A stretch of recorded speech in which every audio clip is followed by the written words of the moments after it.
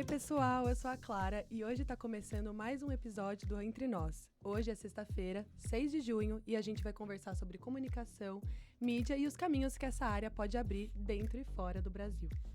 Exatamente, Clara. Bom dia, gente. Eu sou o Guilherme e hoje o nosso convidado, ele é bem especial, tanto que eu vou ler aqui as coisas que ele já fez, que é o seguinte: ele é formado nos Estados Unidos, com experiência em produção de TV, entrevista, filmagem, cobertura de eventos esportivos. Ele fala inglês, espanhol e claramente português, e ele tem muita história para compartilhar com a gente. Então, se você se interessa por esse tema, não perca o programa de hoje.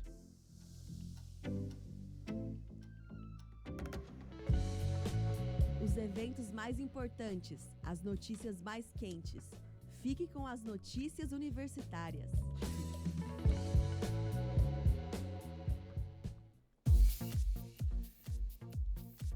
A Sou Bilíngue está com inscrições abertas para um processo seletivo voltado a jovens de 18 a 29 anos, ex-alunos da escola pública que desejam aprender inglês, concorrer a intercâmbios. O programa é gratuito, online e inclui aulas de inglês, mentorias, apoio psicológico e gamificação, com premiações para os melhores participantes. As inscrições vão até 10 de junho e existem uma taxa de R$ 30. Para participar, é necessário ter renda familiar de até 2 salários mínimos por pessoa e disponibilidade para atividades aos sábados. Mais informações estão disponíveis no site soubilingue.com.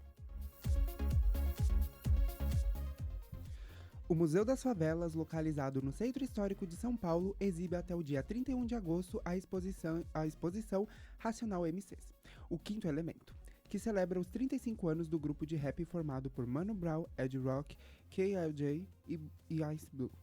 A mostra apresenta a trajetória dos integrantes, objetivos pessoais e influência cultural dos Racionais nas periferias. A visita é gratuita e o ingresso pode ser retirado na recepção ou antecipadamente pelo site do museu.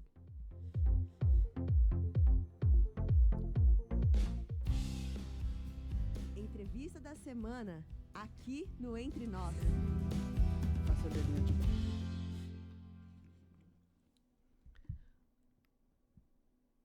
Nosso convidado da semana tem uma trajetória marcada pelo jornalismo, relações públicas e uma bagagem internacional super inspiradora. Ele é jornalista com experiência nos Estados Unidos como produtor de notícias e repórter, e atualmente atua como assessor de imprensa na Prefeitura de São Paulo. Já produziu coberturas locais, nacionais e internacionais, sempre com um olhar apurado e muita dedicação à comunicação pública. Seja muito bem-vindo, Diego Borges. Muito obrigado pelas palavras. Bom dia a todos. Bom dia. E obrigado pelo convite, principalmente. Então, pra gente poder começar esse papo, eu queria perguntar pra você o que te levou à área da comunicação, o que fez você escolher esse curso. Então, na verdade, quando criança, até hoje eu sempre fui um grande fã de esportes, principalmente futebol, e quando criança, meu sonho era o mesmo de muitas outras, ser um jogador profissional de futebol. Mas aí quando eu vi que não ia acontecer, não ia dar certo do jeito que eu planejava, eu quis continuar no meio. Então, o caminho que eu achei mais interessante foi o caminho do jornalismo. Então, a princípio, meu objetivo foi estudar jornalismo para trabalhar com jornalismo esportivo. Mas durante a faculdade e até depois de formado, eu percebi que não era só o jornalismo esportivo que eu gostava de outras áreas também, como a política, de trabalhar com jornalismo em geral. E aí eu peguei gosto pela coisa e sigo nessa trajetória até hoje. Legal, e como a gente disse, você estudou fora, e como foi que você ingressou na Grandview University? O futebol, mais uma vez, participando da minha vida, ele me deu essa oportunidade. Através do esporte eu consegui uma bolsa de estudos para estudar nos Estados Unidos. Então eu decidi seguir esse caminho, porque eu cheguei a fazer faculdade no Rio de Janeiro, porque eu sou do Rio. Fiz, acho que 3 anos, já estava quase me formando, mas aí apareceu essa oportunidade. Eu teria começado do zero, mas ainda assim eu vi como vantajosa, né, de ter essa experiência de estudar fora, de conhecer uma nova cultura, aprender uma nova língua. Todos os aprendizados que eu tive lá, eu acho que é uma experiência única. Inclusive, acho que se alguém tiver a oportunidade, eu aconselho a seguir, porque hoje está até mais complicado por questões políticas, mas eu acho que é uma experiência muito válida e por isso, quase formado já no Rio, eu decidi começar do zero, porque eu sabia que lá na frente ia me ajudar muito na minha carreira. Eu imagino também, né, que deve ter sido muito difícil, né, você largar tudo assim, né, porque foram 3 anos. E mais difícil ainda também é se adaptar à cultura de um outro país que você não conhece.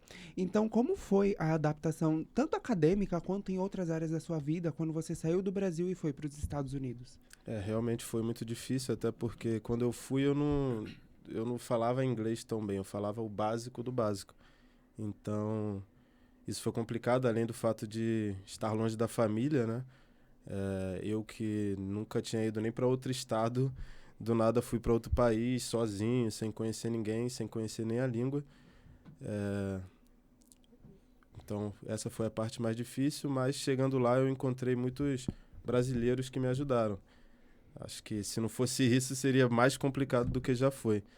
Então, assim, eu acho que o primeiro semestre até o primeiro ano foi mais de adaptação, de aprender a língua e me virar. Mas eu até me surpreendi, porque eu aprendi mais rápido do que eu achava que seria. Apesar de eu estar sempre com muitos brasileiros lá, eu tentava sempre falar o mínimo de português e o máximo de inglês.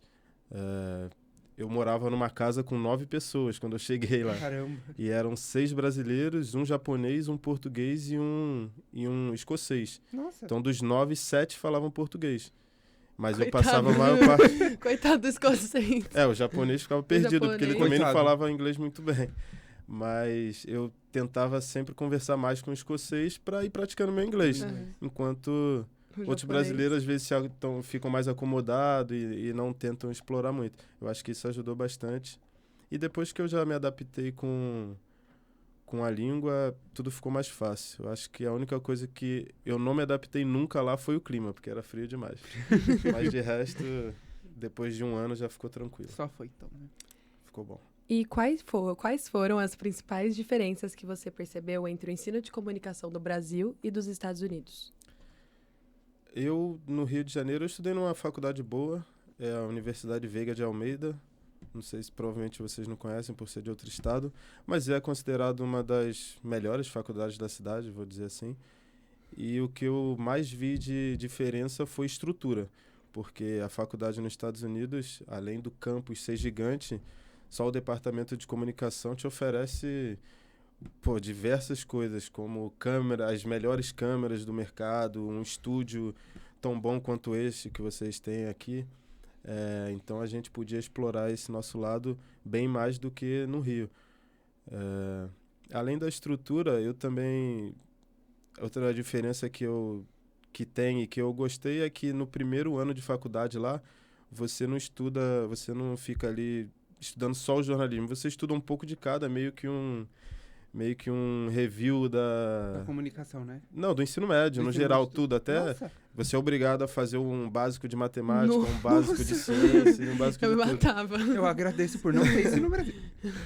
Não, mas eu achei interessante no final, porque você vai esquecendo, né, com o tempo. Então aquilo foi reforçando e são coisas que a gente ainda Você vai usa reprovar no no dia a dia. primeiro ano. Eu ia com certeza reprovar no primeiro ano. Mas, além disso, é que é muito mais prática. O ensino lá é muito mais prático do que teórico. Então a gente não passava tanto tempo assim só na sala de aula e assistindo palestras, escutando o professor. A gente botava mais a mão na massa, era quase que um trabalho a faculdade pra gente. A gente produzia muito. E produzindo, a gente aprende, eu pelo menos, sinto que eu aprendo mais rápido. Uhum. Então achei essa diferença também muito interessante. Ensino mais ativo, né? Isso. Então, assim, durante sua graduação, né, você falou que existem essas diferenças do ensino do Brasil, né, para o ensino dos Estados Unidos, era uma coisa muito mais prática. Então, das disciplinas e dos projetos que você participou, quais deles te marcaram mais? Foram muitos projetos. O que me marcou mais, eu acho que foram 2, na verdade. Um foi no aniversário do 11 de setembro, porque eles pediram pra gente fazer não um documentário, porque não foi algo tão longo, mas entrevistar pessoas e perguntar como foi aquele momento, o que eles estavam fazendo, o que eles sentiram.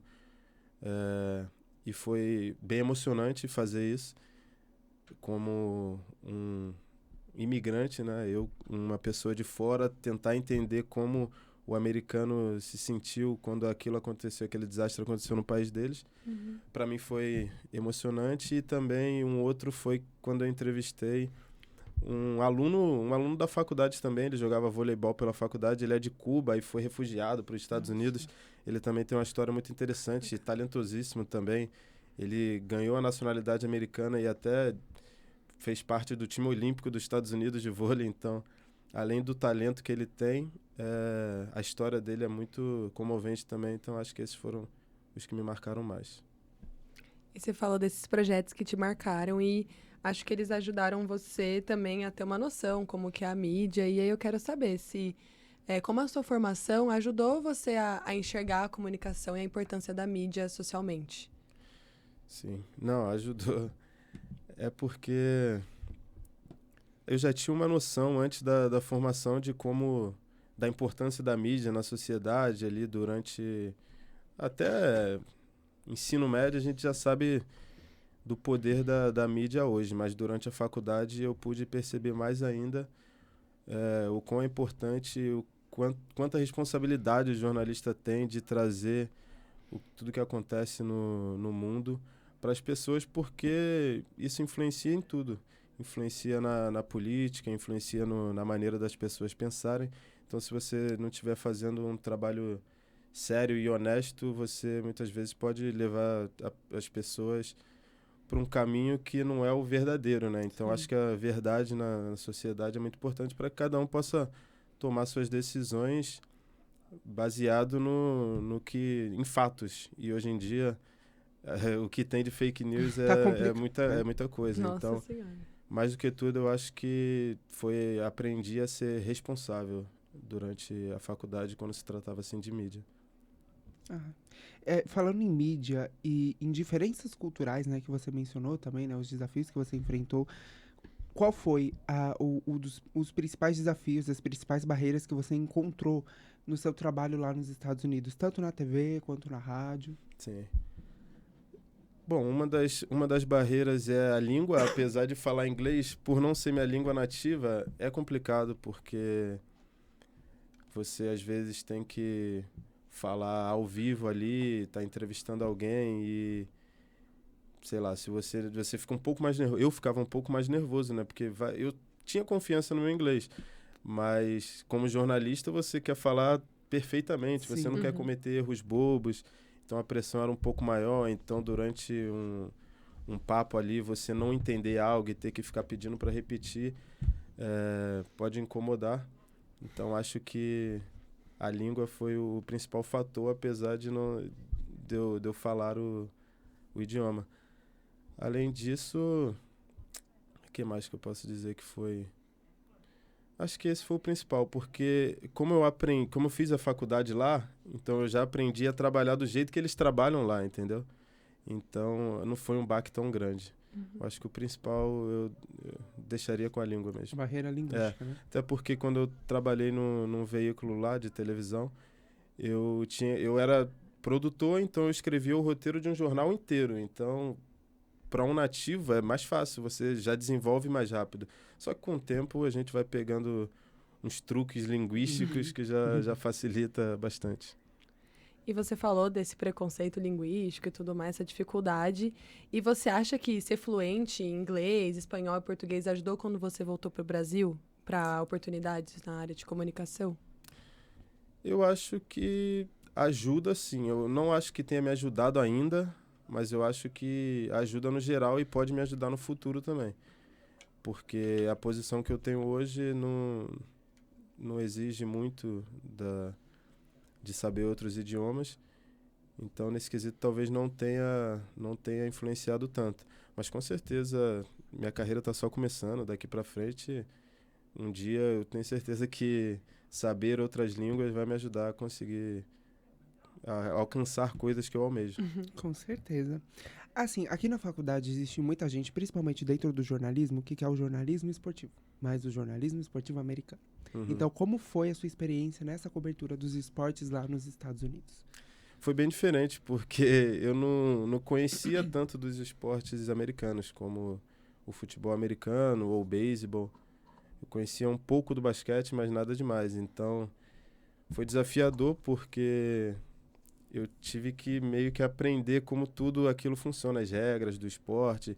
entender o sentimento dos fãs também, porque é muito importante. Na hora de você contar uma história, você tem que saber como um fã gostaria de ver aquela história, então você tem que meio que entrar na mente deles.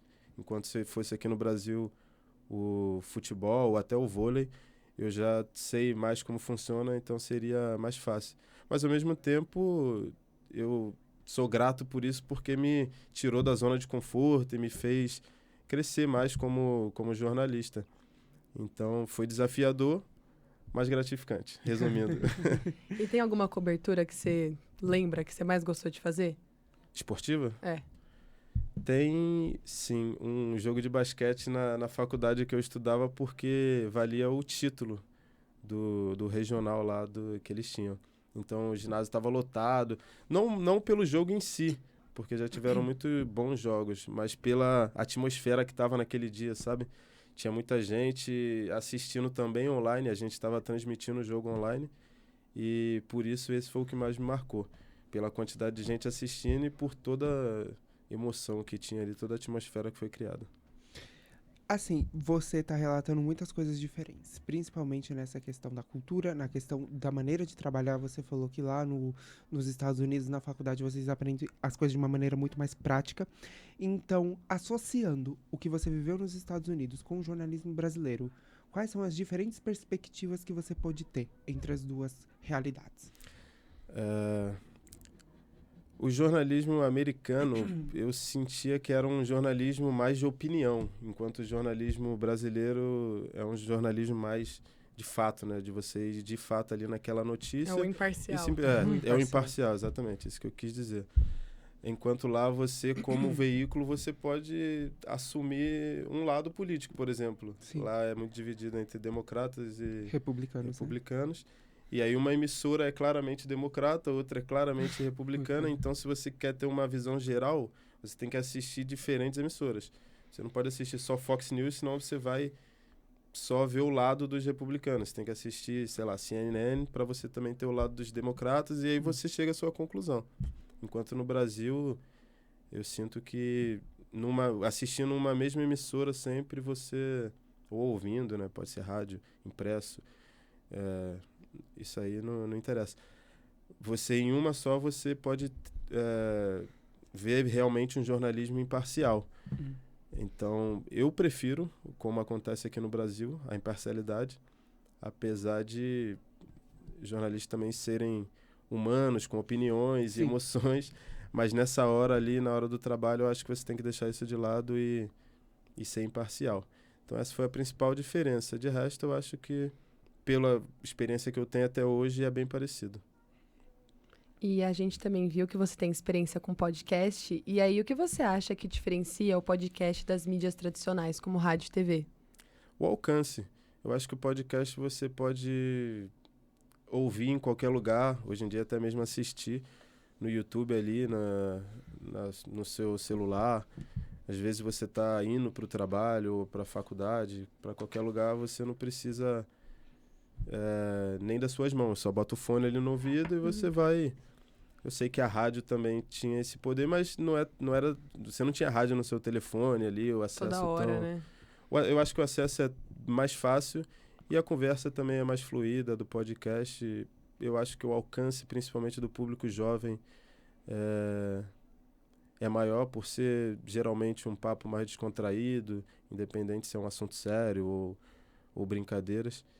Eu acho que o alcance nos jovens é bem melhor e por isso que teve todo esse sucesso que está fazendo desde que começou o podcast. Sim. É um bom caminho para a comunicação. Olha, assim, a gente vê que os podcasts brasileiros têm podcasts que são mais formais, que geralmente têm esse tom mais jornalístico, né? Mas também existem aqueles podcasts que são bem informais, né? Já tivemos polêmicas com vários podcasts envolvendo isso, não é? Então, assim, eu queria saber como você acha que o podcast ele pode ser uma ferramenta para o uso jornalístico? Como que isso pode atingir as outras pessoas? Você mencionou muito dos jovens, isso de fato atinge os jovens. Mas será que eles realmente consomem podcasts que são voltados mais para o âmbito jornalístico, trabalham com fatos de forma mais apurada, ou aqueles podcasts que, né, como eu falei, tivemos várias polêmicas com vários podcasts. Então, como você acha que pode ser como uma ferramenta para o jornalismo, de forma geral? Eu acho, como eu falei, você também, alcança muito os jovens. Porém, se for para fazer o mesmo que fazem na televisão ou na rádio, não vai prender tanto assim, porque eles estão ali justamente para ver uma conversa mais leve. Então, mesmo que esteja falando de assuntos sérios, assuntos importantes para a sociedade, eu acho que dá para ser levado de uma maneira mais leve. Você não precisa falar de algo sério com um clima pesado. Não, você Sim. pode tentar descontrair. Eu acho que isso prenderia muitas pessoas. E o formato em si já facilita bastante. O que eu falei antes da facilidade de você ouvir e assistir em qualquer lugar que você esteja, já facilita bastante. Então, é entender o público que você quer alcançar e tentar adaptar a sua linguagem para isso. Se quer um público mais jovem, tenta fazer algo mais descontraído, não uma linguagem tão complicada e tão pesada ali sempre, que você tem que estar sempre muito sério. Tenta dar uma quebrada no clima que acho que prenderia muito eles e, com o tempo, eles se interessariam pelo assunto em si. É uma porta de entrada, né? É a porta de entrada, exato. É um convite. Depois que entrou, é só manter. Só manter. E algo assim que é muito da nossa geração são os canais de YouTube, os vídeos de YouTube. E a gente sabe que você trabalha no Gold. Como que é fazer jornalismo por redes sociais e YouTube? Então, isso foi tudo novo para mim. Quando eu comecei a fazer alguns trabalhos com eles, foi a primeira vez que eu comecei a trabalhar com o YouTube. E eu já sabia do poder do YouTube, mas aprendi muito mais e hoje vejo que é uma ferramenta muito poderosa, o YouTube. Assim, ainda estou aprendendo muito, mas eu tenho gostado bastante. O YouTube são pequenos detalhes que fazem a diferença, como o título, a capa, né, que a gente chama de thumb, a capa que você bota ali no... Porque muitas pessoas, às vezes, nem leem o título do vídeo. Elas só olham para a capa, aí na capa já tem algumas coisas escritas. Já dá para presumir, Aquela né? seta enorme, assim. Veja onde ele está. E é nisso que você acaba conseguindo as visualizações e chamando as pessoas para assistir teu vídeo. Então, o que eu mais... Lá a gente transmite diversos campeonatos de futebol, principalmente. Outros esportes também, mas principalmente futebol. E você está transmitindo e, ao mesmo tempo, conversando com a audiência, né? Ali através do chat, enquetes, qualquer coisa que você faz ali. Então, a interação no YouTube é muito diferente do que a interação numa transmissão de TV, por exemplo. Sim. Então, isso faz com que eles se sintam mais próximos do canal ali, que eles realmente são parte da transmissão. Eu acho que esse é o grande diferencial. Além do fato de ter essa similaridade com podcast, né? Ser mais móvel, você consegue assistir em diversos lugares. Assim, o YouTube, né, como a Clara mesmo mencionou, faz muita parte da nossa história, né, como... Acho que até quem quer jornalismo mesmo, YouTube, a questão de criar um canal com conteúdo que você gosta, de falar sobre o que você gosta, mexe que muito. Assistiu o Ok de cultura pop. Com certeza. Influencia muita gente nas nossas trajetórias futuras. Então, eu queria saber qual conselho você dá para uma pessoa que quer criar um canal no YouTube e para uma pessoa também que quer se introduzir nesse mundo da comunicação. Bom, o primeiro conselho é ter paciência, porque se você já não tem um número alto de seguidores, vai demorar um pouquinho, mas o que você tem que fazer é continuar produzindo, independente. Você publicou ali um vídeo que deu, 10 visualizações. Não vai te agradar, mas o ideal é que você continue produzindo, porque o YouTube vai entender que você tem uma rotina que todo dia você publica em tal horário e vai começar a te ajudar a divulgar esse vídeo. Então, não é desanimar no primeiro ano até, porque um ano parece muita coisa, mas não é. Não é desanimar no primeiro ano, se você acha que seu conteúdo tem esse potencial, que você continue produzindo, que você só precisa de um vídeo. Você precisa de um vídeo que dê certo. Depois disso, todo o resto é puxado junto com esse vídeo. É orgânico, né? Se um vídeo seu estourou, depois todo mundo vai conhecer seu canal e vai assistir até os antigos, entendeu? Então é mais questão de persistência e, claro, também manter um padrão de qualidade, né? Porque a concorrência é muito alta, tem muita gente produzindo, então você tem que ter um conteúdo de qualidade para poder ter uma chance ali entre eles. Mas é só não desistir, só seguir que pode dar certo. Pode dar certo.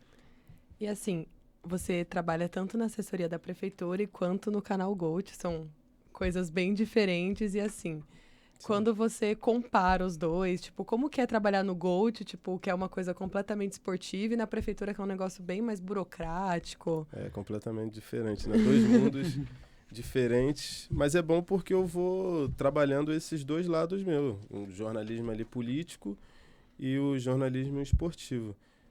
Eu continuo alimentando os dois ao mesmo tempo. Às vezes fica muita coisa para fazer? Fica, mas ainda sou jovem, ainda tenho energia para isso, então tem que aproveitar enquanto é tempo. Mas assim, uma coisa não atrapalha a outra, entendeu? São coisas que eu faço em horários diferentes e não é porque eu tô aqui de manhã focado em uma coisa que à tarde minha cabeça vai estar lá ainda. Não, quando eu tô fazendo uma coisa, eu tento separar e focar só nisso. Mas acho que o principal para mim é poder estar ganhando experiência nesses dois caminhos diferentes do jornalismo. Eu ainda não tenho certeza qual caminho eu prefiro seguir na minha carreira. Eu acho que eu vou deixar a vida me levar, vendo o que dá. Porque eu gosto dos dois. Então, assim, como a Clara mesmo mencionou, são dois caminhos bem, você também falou que são duas coisas bem diferentes. Jornalismo político, uma coisa mais burocrática, e a outra uma coisa mais descontraída. Isso. Eita, perdão. Mas assim, como é que você consegue dar o engajamento pro canal no YouTube e ao mesmo tempo você consegue lidar com as situações burocráticas que o trabalho na prefeitura oferece para você? Pode ser estressante. Tem dias que são estressantes, porque um dia tá... O estagiário oferece ajuda. A estagiária oferece O estagiário oferece ajuda.